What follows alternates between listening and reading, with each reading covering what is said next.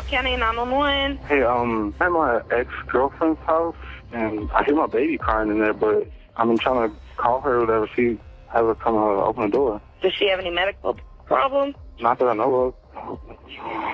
This seemingly pre-planned 911 call came from 27-year-old Joshua Gibson, who's accused of killing his 23-year-old ex, Danielle Marshall. Did you kill her?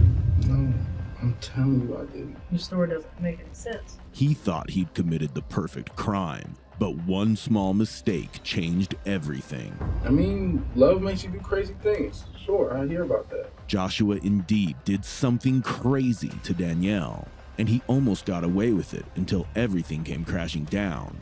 His elaborate plan is about to be exposed. Y'all tell me. You tell me I'm trying to protect. Why would I try to protect somebody that's trying to kill me? I'm telling y'all what happened.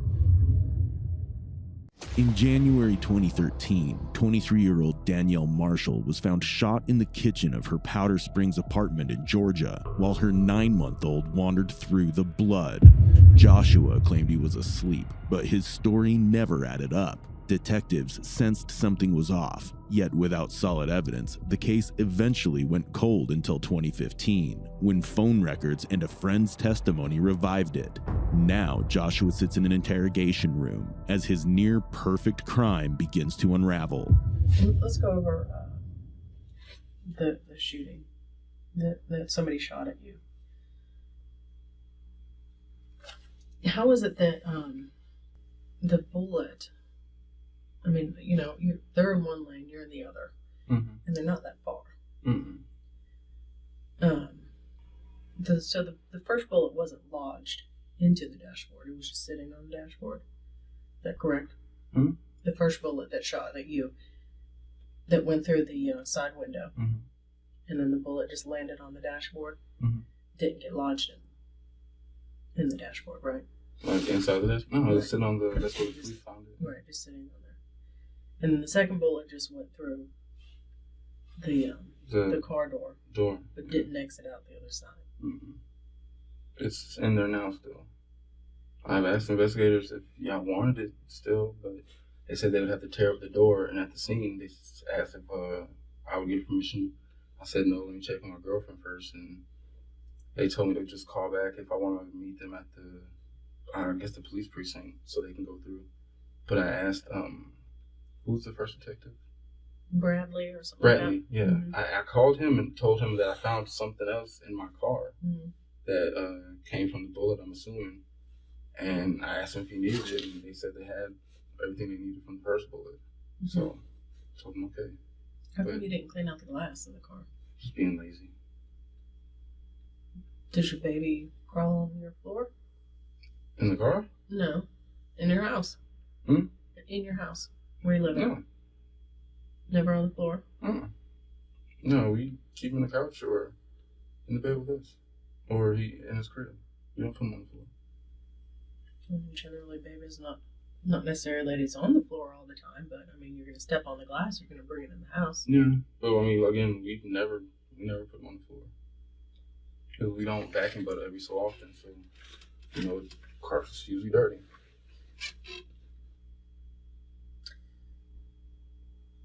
Does it make sense to you that the bullet only went through glass and didn't go through anything else and just landed on the dashboard and then went through I don't know. the one piece of metal and then didn't go through?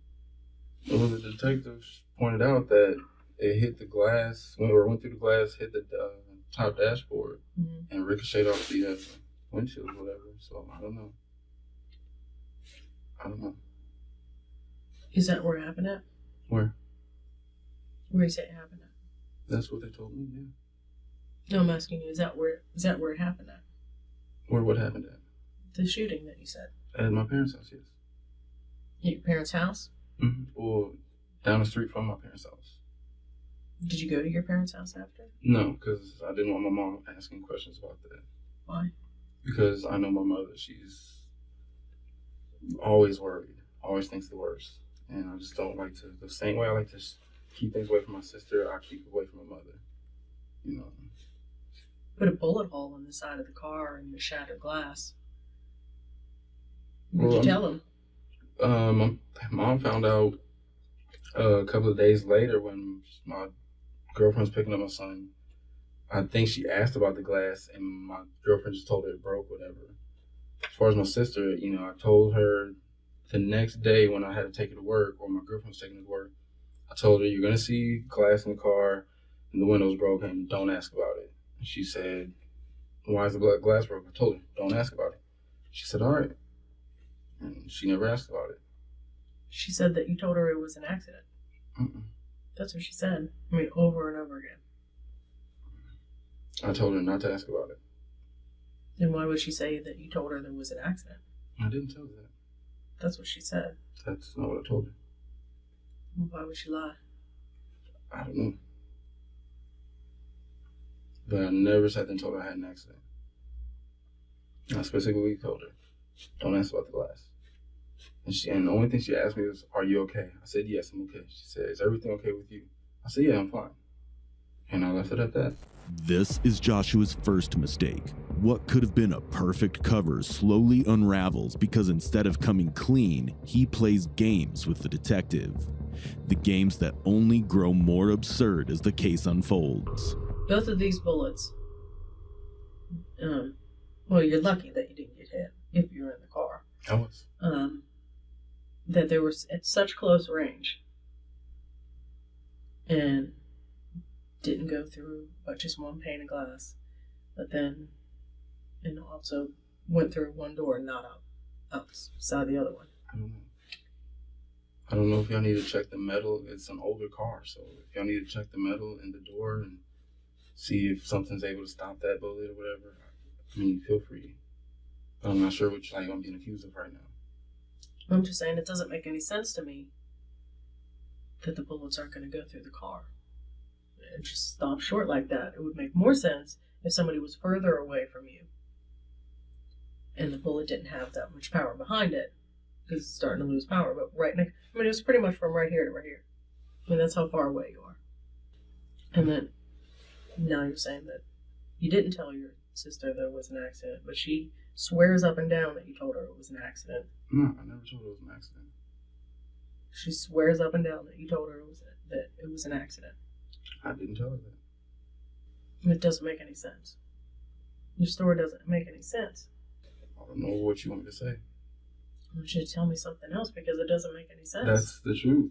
I'm telling you what it is, what happened. Nobody around there heard any gunshots. I didn't hear it either. Which doesn't make any sense either. All I know is I seen gun and I ducked down and I closed my eyes and said, I love my kids. Which is at 10:30 at night. Mm-hmm. There's no lights on that street. But you happen to see a dark hand with a dark gun come out the window. When I'm driving and then I see my light sitting there and I just see something like that come out, that's why when they asked me was it a revolver or the automatic, whatever, I said, I don't know. I just seen something go like that. That's what I saw. And as soon as I saw it, I just ducked down and closed my eyes. Because if I was trying to kill you, and I'm coming towards you, right, I'd be unloading. I mean, what kind of criminal doesn't try to unload when they're doing a drive-by? I don't know. I mean, you would think that your front windshield would be hit, because I'm sure they weren't, skating by. That doesn't make any sense. Two vehicles coming this way, and your front windshield doesn't get hit, and the bullets barely pass through the vehicle. I don't know what to tell you. Tell me the truth of where this happened at. I'm telling you the truth. I showed them exactly where it was, and then they said, where exactly the shooting happened. I said, I don't know. Why didn't you haul ass out of there? If somebody just shot at me, I don't know. I wouldn't stop right there. Well, I didn't stop where the shooting happened. You turned right on the thing and then stopped right there. Yeah. I'd be hauling ass. Well, I don't know. I reacted the way I reacted. The detective now sees through Joshua's setup. In this room, he's no longer the clever manipulator he thought he was. The bullet lodged in his car matches the one that killed Danielle, and with that, Joshua's carefully constructed story begins to shatter into pieces. But you're thinking the worst. I'm thinking, okay, she might be passed out from drinking. And when the cops come, I'm thinking, okay, damn, what the hell's going on? I'm still here. Okay, did she OD? She's anybody that I've ever talked to, the only thing they ever talk about was her getting high every once in a while. Mm-hmm. She never bought it. She never sold it. People would just come over and get her high. This would sell it. How's she gonna get the money? She don't have a job. I don't know. I don't know how she got cigarettes half the time other than me. But I'll buy her some cigarettes here and there, and then all the alcohol. She had a lot of alcohol that in the past. Well, from that point, from like 2 months going back. She never went out anywhere. People would bring it to her. She would tell me when she's going out. When was the last time she went out? Well, other than her saying that she was supposed to go out that Friday and Saturday, I know New Year's she said she was going out. Prior to New Year's, she told me she was going to and she would lie about stuff because I just talked to her cousin and asked her on Christmas Day, did she go to Savannah? And she told me no. And she told me Christmas Day she was in Savannah. Because my mom wanted to see her Thanksgiving. That didn't happen, so my mom wanted to see her Christmas Day. Told Danielle. Danielle said fine. And the day before Christmas, Danielle told me, I'm sorry, I'll make it up to you, but we're going to Savannah or whatever. I said, okay, what time are y'all going? She told me it was 4 ways to, 4 ways back. And this is what me and her cousin talked about. She said 4 hours to get there, 4 hours back. I said, okay. Come Christmas Day, I'm making my rounds to family and friends, whatever. I call her at like 2 in the afternoon. It was between like 12 and like 4. It was like early in the afternoon. I call her, whatever, say, hey, what are you doing or whatever. And she said, I'm on my way to Savannah. I said, okay. Come like 9 or 10 o'clock, she's asking me to come over to come see my daughter. I'm like, I thought you were in Savannah. Oh no, we're already back. But it takes 4 hours to and from. So what, you spent 10 minutes in Savannah? And I told that to her cousin. Her cousin was like, no, I was trying to get her to come see me. I was like, well, she told me she was trying to see her aunt. She was like, no, I was in Savannah on Christmas Day. I was trying to get her to come see me. I was like, okay, she lied about that. So I've been trying to backtrack for like these last weeks or so, talking to her cousin. What has she been lying about? Who was she with? So now I'm thinking, okay, come Christmas Day, who was she with? So what do you think she would do if she found you screwing Danielle? Leave me. She'd be pissed. Yeah. She'd be hurt. Yeah. Right? Sure. The opposite of what you would be. Yeah. She'd be pissed, yeah. Why? If you said she's okay with you in the situation. Which situation? You said, she doesn't really care if you see Danielle. It wasn't me seeing Danielle, it was me seeing. Well, you're obviously going to see Danielle. Yeah. She didn't like the fact that Danielle had to be around.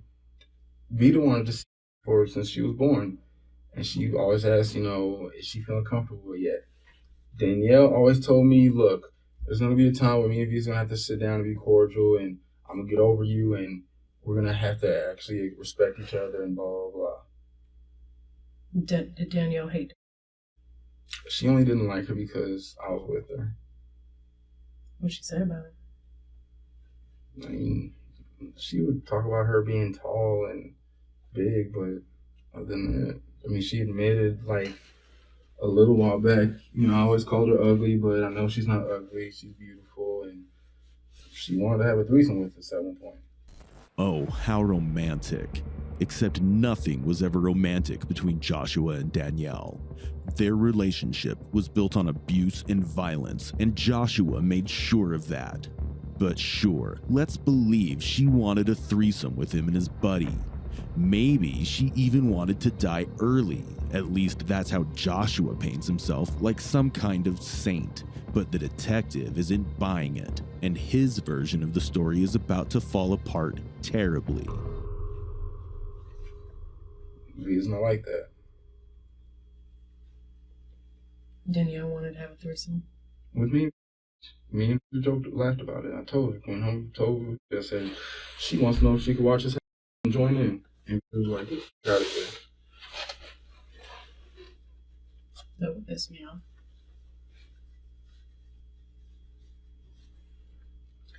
It didn't like Danielle. No. What about your sister?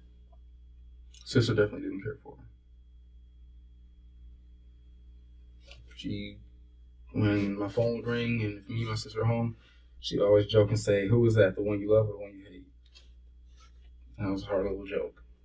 Would you say that you were close with your sister? Very close. Then why wouldn't you tell her about the shooting? I don't like to have stuff like that around her. I'd rather her see tunnel vision, not see what's going on. Stuff like that hurts her. Right now, after y'all spoke to her, she says she hates life and she wishes she wasn't here. If you're so close with somebody, why wouldn't you tell her? Because you're not going to tell your kids certain things. She's not your kid. That's how I look at her, as I've raised my sister. Your parents are still married. You didn't raise your sister. My dad will let you know that everything my sister's learned and the way she is because of me, because I've been the one always there with her. And my dad will probably tell you, yeah, that's like a second father to her. Probably like a first father, when that's why she's living with me now. Probably because she doesn't want to live at home. That's part of it. But She can't support herself on her own. Well, she wants to be with her brother. One thing my parents can tell you is that we've always been inseparable. But that doesn't mean I'm going to tell her everything that's going on. If I'm close with somebody, if I'm tight with somebody, then I tell them everything that's going on. No. There's some things you're going to keep away from hurting that person or making the person feel a certain way. Now that she knows everything, she's not mad at me for it. She's like, I understand. I'm not saying that she would be mad at you for it. No, I'm just throwing it out there like she knows what our relationship is. A whole bunch of secrets. Yeah, she knows I'm not going to tell her certain things. A close person with a whole bunch of secrets. I'm sorry, but that's how our relationship is. I wouldn't call it close. I wouldn't classify it as close then. You're from the outside looking in. My parents will let you know. My uncle will let you know. Me and her are closer than anybody else in our family. Our family is very distant, very dysfunctional.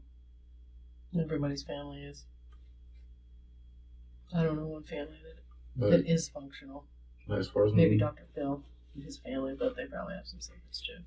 But as far as who's close, everybody will let you know. My brothers aren't close. We aren't close with our older brothers.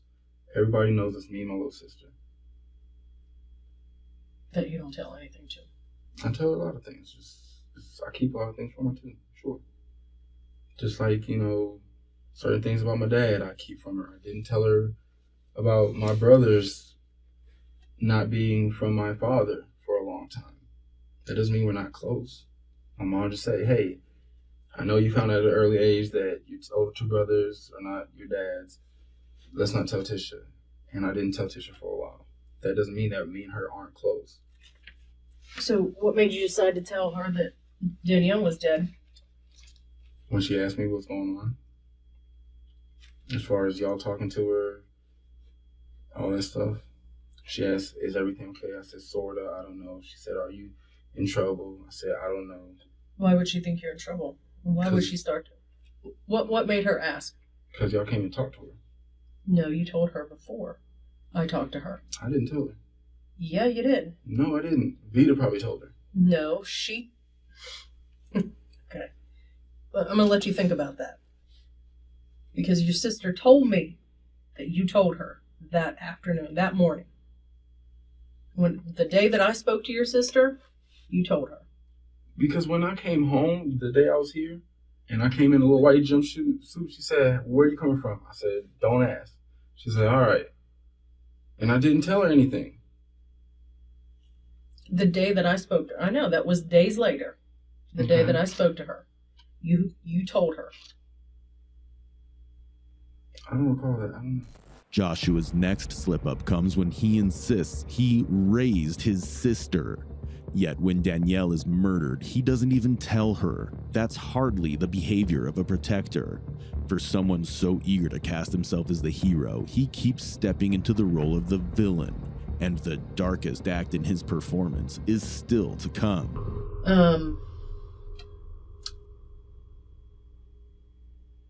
So you tell me that lying in wait. Lying in wait for you. As they don't know when you're coming. They just keep, because there's nowhere really to park. Nobody saw anybody park. It's dark out. They can't tell if it's your vehicle coming at them. They just happen to be in front of you and driving past you as you're coming to your mom and dad's house. Because I knew where that was. And only shoot twice. Does that theory hold water? I don't care anymore. But does it hold water? I guess, sure. How does that hold water? I don't know. I'm not the one that's investigating this. All my main focus right now is making sure my daughter is okay. Trying to find out if, okay, she's with grandma. Fine. Is she in that house? Are y'all still looking at that house, making sure nobody's going over there? Because I don't know if somebody out there is still pissed off with me. Obviously, don't nobody know where I stay because nobody knows where I stay. So, hell, if they still pissed off with me or whatever, I'm still worried every day when I go to work, is somebody going to go back to the house and finish off some shit? I don't know. Does that theory make any sense to you? It doesn't hold water.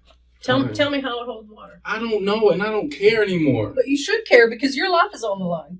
How? Because if you're saying these people want to kill you, then everybody knows where I work. Then why wouldn't they come to your work? Why would they drive by? I don't know. I mean, you brought up a good point. Why wouldn't they just come to your work and walk up at you in the parking lot and cap one off in your head? I don't know. Number one, if I'm going to do anything, I'm not going to go to nobody's job because I know everybody's job has a camera. No, they don't. Not Goodwill. They don't have cameras outside. Yes, we do. We had two. One was broke. We have three outside. Broke. One was broken. One's broken, but we have two other cameras outside pointing to the parking lot. The one that with you and where she said that Danielle said that she tried to run her over. There was no video footage of that. These people don't care. All they got to do, you know how many times people kill each other or rob each other? All they got to do is put their hood up. And nobody's going to know. I mean, you brought up an excellent point. Why wouldn't they just come to your work? Because Danielle knew where you worked at. Yeah. I mean, that's a really good point. I never even thought about that. I'm still waiting for the day that somebody says Josh to the donor door, and I go to the donor door and somebody pulls out something and pops me. I'm waiting on that because I feel it. And every time they say Josh to the front, Josh to the donor door, I say red line. I'm saying, who is it? Oh, who is it? Oh, it's a customer asking a question about this. Well, what do they care now? What do they care to kill you for now? I'm not. Hopefully Danielle's they're not. dead. And that's what I'm assuming. I don't know. Maybe it's done. But I'm still worried about my daughter. I don't know. If it's somebody, because she's had two that I know of, two-year relationship minimums. So, I don't know. And dudes do some crazy stuff. I see it all the time. I hear about it. What do you mean? I mean, love makes you do crazy things. Sure, I hear about that. It does, doesn't it? Yeah. Right. People don't need a motive of money or anything else. Love makes you do crazy things. You know who killed Danielle? I feel like I know. Who? I think it was Who was it? That's the only person I can think of. Me. Okay. Because she told me for the longest she is He's in jail. Yeah. One. So And one. Me. So that's the only two people I can think of. I don't know who this Earth is. I know she said something about them having a relationship before or something, but now that you're bringing him up, I don't know. I gotta find out who it is. So, I mean, you brought up a real good point. Maybe your the vehicle was in the parking lot and they shot the vehicle in your parking lot. When? Because your store doesn't hold water. Why wouldn't they just go to your job? Alright, then fine. So why would I call sitting right there? Get away from where it happened. So where did it happen? You tell me. I'm telling you. Obviously, y'all don't believe me.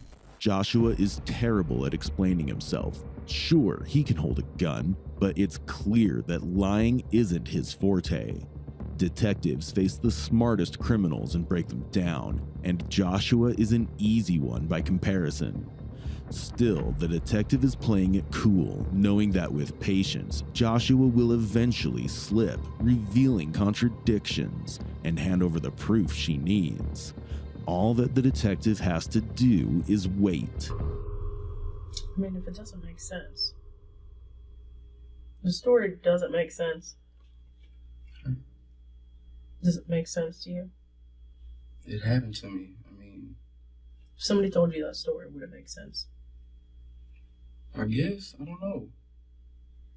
I don't think that you do. I mean, because thinking about how dudes are, and I know, I had friends who were controlling. My best friend is controlling of his girlfriend. And, hell, it's either him or me. You know, if you want to be with me, you got to get rid of him. Sure. Initially, I thought it was Danielle. Because I did tell her I have my legitimation. I'm still going to file for full custody. And she played really nice to me for the next maybe 2 or 3 weeks. And I thought that was strange. So initially, I sat there and I admitted to her, I think it was you. I thought it was you. You know, I didn't speak to her for a couple of days after the situation happened. And then talking to her, I mean, I was like, all right, you know what? It probably wasn't you. Who did you piss off? Who you been talking to? How many guys know where my parents stay? Nobody. It was 2 or 3. Who? I don't know the names because she never told me, but she would tell me that a friend picked her up from my mom's house when she would bring my mom to my sister. She would bring my daughter to my mom's house. I would say, okay, who's taking you? Who's picking you up? And on 2 occasions, she said that her mom took her there, but she had a friend pick her up. And she said, you know, one time it was her cousin, but I doubt it was her cousin because I just doubt it was her cousin. She would always use her cousin as a person to do something. And I would find out that she's lying. So whenever she says, oh, my cousin did it, I know, okay, some dude you was with some dude. Or I'm with my cousin. All right, you probably with some dude. Whatever. Still, that story don't make no sense. In a dark street. You didn't hear nothing. Nobody heard nothing. And you pull right over after somebody tried to kill you, where they would have had a much better chance of killing you, thanks to you at your work. Pretty much anywhere else, other than a drive-by shooting in 2 vehicles where the bullets didn't even pass through, hardly anything. Right. If somebody told you that story, would it make sense to you? I don't even care anymore because I'm being accused of something now.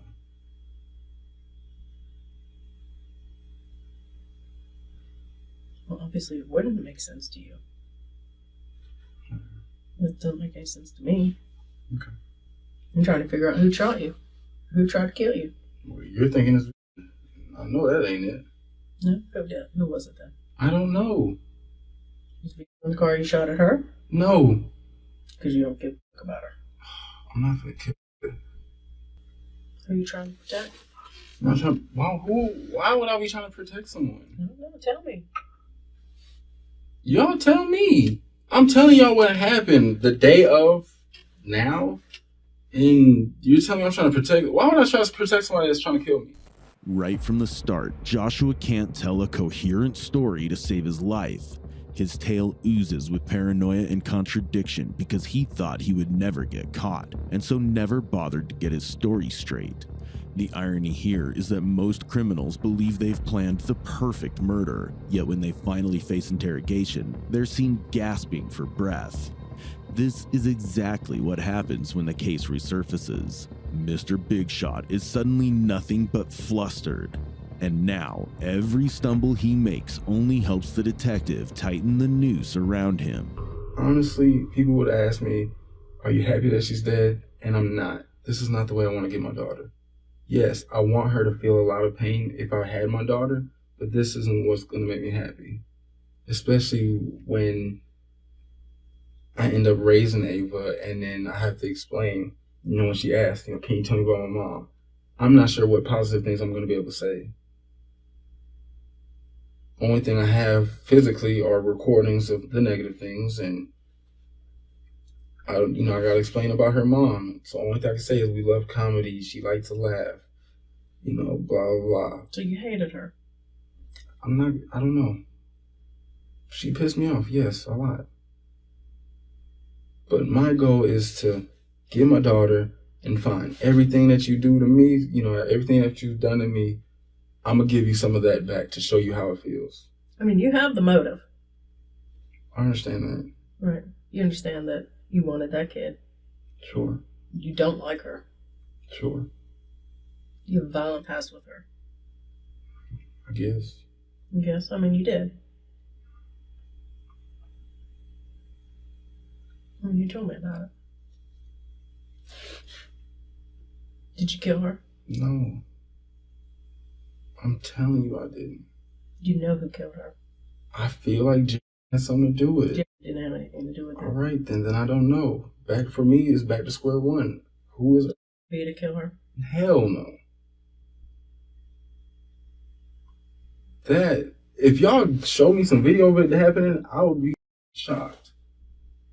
Yes, they ain't like each other, but number one, me and was at the house together, so physically I don't see how that happened. But if this happened, and I don't know, if she told me she was going to Hogansville, where she's from, and y'all were to call me and say, just to let you know, you need to come pick up your son because your girlfriend went to your baby mom's house and killed her. You got her locked up. I'm not sure how that would happen. I would really say, what the f*** is going on with you? Because we've been straight as far as our issues like that. Like, And then she's been there for me as far as trying to get every time I've needed her to look up something as far as a law or a court date, whatever, she's been encouraging me to get my daughter. So for her to just go off and say fuck it and jeopardize everything we have as far as our family, me trying to get Ava, nah, I'm not even thinking that. Friends of mine, I mean, most of them don't even talk to Danielle to most of my friends. I mean, I only have like 3 or 4 friends anyways. I mean, people at my job know we're not too happy, but we don't really talk too much about that. I don't know. If you're saying you definitely didn't have anything to do with it, I don't know. But I think y'all need to find out if she was pregnant. I'm waiting on test results. I mean, you're there. I mean, you were there. And you have the motive. And you had the opportunity. Fine. Fine what? Why were you telling the patrol officers that you were sorry? For what? That's what you said. For what? It's in the report. For what? I seen the report. I didn't tell them. No, you didn't see all the report. Well, I would like to see the whole report. Well, you would have to do public record. You would have to do that. So you get all the supplementals. What did I say sorry about? That's what I'm asking you. Inside. You said you were sorry from inside the house. The patrol officers, as they were putting you in the car, kept saying over and over again that you were because sorry. I didn't listen, number one, because they told me stay out there, and I'm trying to do things right because I know you don't listen to police officers, you're going to get arrested for whatever. And with the fact that we've had police officers over there maybe 5 or 6 times already, I already knew, all right, I know this is some crazy shit going on, but all right. And then I heard Ava, and then the dude said something, and they told me to stay back. And when all 3 of them went in there, I went in behind them. And when I came to the living room, they said, what are you doing? Get back there. I said, I'm sorry. That's what I was saying I'm sorry for. And then when they put me in handcuffs, he said, you're not being arrested. You're just being detained. I said, all right, I'm sorry for not listening. And I told him, I'm sorry for not listening. I specifically said it. I'm sorry for not listening. All right, am I going to jail? Blah, blah, blah. He said, you're not going to jail. We just got to detain you. We're trying to figure out what's going on. I said, where's my daughter? Is she okay? He said, yes, your daughter's fine. I said, okay, where's Danielle? Is she okay? They said, we don't know what's going on right now or something. And I'm in the police car for like 2 or 3 hours. So as far as me saying I'm sorry, I'm definitely not sitting there. Joshua's luck has run out. The detective isn't buying a second of his pseudo-genius storytelling. He's on full defense now, gasping for a narrative that won't come. What he doesn't realize is it is within these very cracks that the detective will find out the truth. And with what comes next, all that's left is to see how far Joshua's badly woven narrative can fall. All right. All right, what? I mean, I'm about to get accused for this, and I gotta know what I gotta do now. I'm just asking you if you had anything to do with her death. No. I try to stay focused on my daughter and get my daughter here and there. When I'm in the shower or something, I think about Danielle. You know, I still worry about, you know, what happened. You know, I asked the detectives when y'all were taking my clothes, you know, okay, y'all taking my clothes, take pictures. Was she raped? What happened? And y'all didn't say anything. So I'm still trying to figure out, okay, was it fast? Was it slow? Did she get beat up? Was she still, like, did anybody touch my daughter? You know, was my daughter hit, whatever, or slapped or anything, just out of anger or whatever? You know, I think about, you know, certain things as far as Danielle is, you know, taking her to the movies, things like that, and, you know, when we were okay, and just sitting there, you know, watching TV, whatever, her reality shows, and like that. And, I mean, I can't really say I miss her 100%, but it's like, you know, this is like a daily thing, and I don't know, just hearing her and stuff like that. I mean, I think about that stuff from time to time. When you went in the house, did you see anything out of place, out of ordinary? That night, Mm-hmm. honestly, it was like a blur. I remember just going in, and the police officer just saying, step back. And the first thing I tried to do was just walk slowly to the door with my hands up. And I walked to the front door. Like, last time I was over there was Thursday. And I just remember her having a lot of alcohol bottles. I don't remember if she had the pregnancy test and stuff like that around, but in the past she did. So if you were so concerned about, you know, the police getting in trouble with the police then, and then you decided to call them, but then police arrive, and you don't listen to what they tell you, why would you do that? Do what? You don't want to cause any incidents. You don't want to get in any trouble. But the police tell you to sit right there.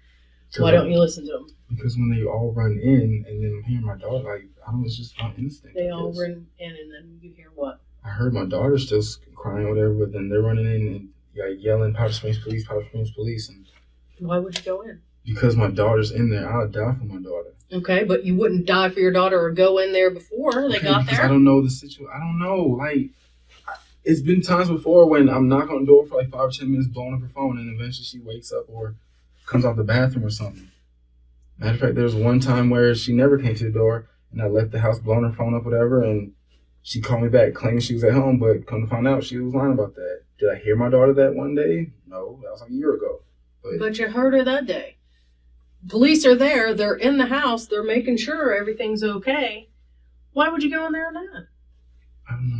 But you're just like, I gotta go in there. The police are here. I gotta go in there. It's so important that I get in there, and the police are already in there, checking everything out. But you didn't go in before. I don't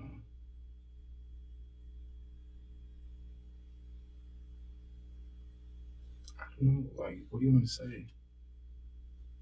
Why don't you tell me what happened? Did you go over there and she done pissed you off for the last time? No. I did not hurt that girl. I'm telling you. Is there anything else? Because I'm ready to go.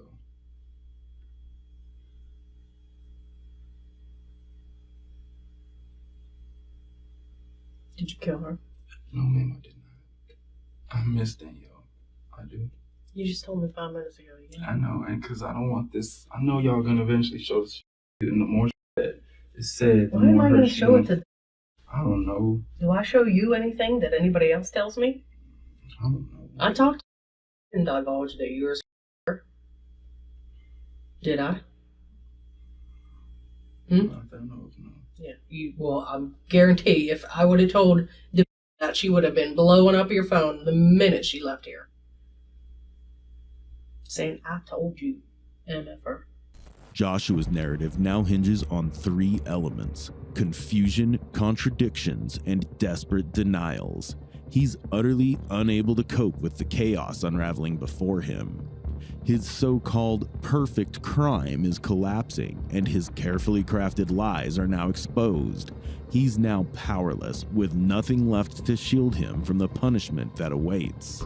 Don't think that you're the only person going through this, okay? As far as me talking to them. You're kind of going over and over things. All right? It's not a personal Okay, thing. but this is what I have to do. I'm investigating her death, and I'm going to question everybody and go round and round. And it's not only you that I'm questioning. That's not the problem I'm having. It's nothing even to do with the situation. I used to lie a lot as a kid. Everybody lies. But I did a lot of it, about everything. And my parents never believed me to this day. That's why my mom, when she questions me about anything, she be like, "Are you sure?" And I'm like, "Yes." I've been trying to, or I can't even say been trying because I'm 24 years old now. Since like high school, I've been telling the truth about everything all the time. I'm trying to keep that way. I understand with Vita, that's, I've been doing a lot of lying, but as far as like to my parents, to law enforcement, I've been trying to stay truthful about everything, no matter even how it makes me look. And to just, still be not really believed or whatever, like that's bothering me still, and that's bringing me back to, Okay. That's all that is. Well, here's what we'll do. Yes, All right? Because I want to believe you, okay? So I want you to prove me wrong. Take a lie detector test. What does that involve? It involves another person, not me, coming in here, strap you off on the machine, and talking to you. How does it work? I don't know, you can Google it. I mean, when I had to get this job, I had to do a lie detector test. It was the old kind. I'm not sure what kind they'll use. But they just strap some stuff on you, just strap a little thing on your finger. They talk to you about the events, and then they'll turn the machine on. It's just like questions, or It's just questions. When does it have to happen? Whenever you're ready. Prove me wrong. I mean, prove me wrong. You want to do that? Right now, I really feel like I don't know how far y'all gotten, but I'm probably gonna have to go talk to another lawyer about this situation. You can go talk to a lawyer. I'm just saying. I mean, You're not the only person that I'm talking to. I'm going to, solve who did this case, and for you to get my name away. Get your name away from it. Best thing for you to do. Strap it on. All right, I'm gonna talk to a lawyer about the situation because again, I don't know what's gonna happen, and I'll probably look into doing that as soon as possible. Okay. I'm gonna print off. We're gonna leave here. I'm gonna print off a little sheet, and you can sign it, and then we'll set it up. And then you can prove me wrong. Any way I can get my cell phone back soon? I'll talk to Lieutenant about that, but we'll just look into it. You ready? Come on.